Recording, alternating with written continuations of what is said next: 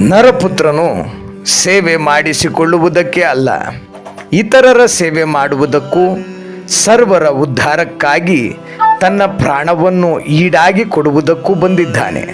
ಮತ್ತಾಯನು ಬರೆದಂಥ ಶುಭ ಸಂದೇಶ 20ನೇ ಅಧ್ಯಾಯ 28ನೇ ವಾಕ್ಯ. ಪ್ರಾರ್ಥಿಸೋಣ. ಪ್ರಿಯ ಕರ್ತನಾದ ಯೇಸುವೆ, ನೀನು ಈ ಲೋಕಕ್ಕೆ ದೀನನಾಗಿ ಬಂದು ಬಡವನಾಗಿ ಜನಿಸಿ ಬಡವರ ಕಷ್ಟ ಸುಖ ನೋವು ನಲಿವುಗಳನ್ನು ಅನುಭವಿಸಿ ಇಂದು ಬಡವರ ದೇವರಾಗಿದ್ದೀರಿ.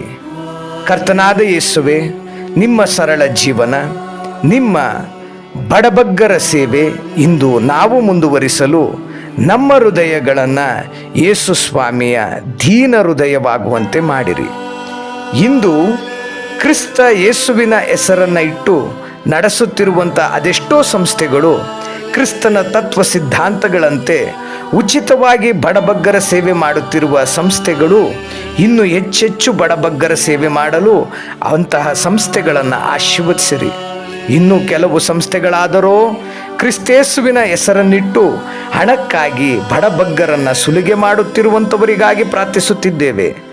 ಅಂತಹ ಹಣಕ್ಕಾಗಿ ಹಂಬಲಿಸುವಂಥ ಸಂಸ್ಥೆಯ ಆಡಳಿತ ವರ್ಗದವರು ಯೇಸು ಸ್ವಾಮಿಯ ತತ್ವ ಸಿದ್ಧಾಂತಗಳನ್ನರಿತು ಇನ್ನಾದರೂ ಹಣದ ಹಿಂದೆ ಹೋಗದೆ ಯೇಸು ಸ್ವಾಮಿಯ ಹಿಂದೆ ನಡೆದು ಯೇಸು ಸ್ವಾಮಿಯನ್ನು ಪ್ರತಿಬಿಂಬಿಸುವಂತಾಗಲಿ.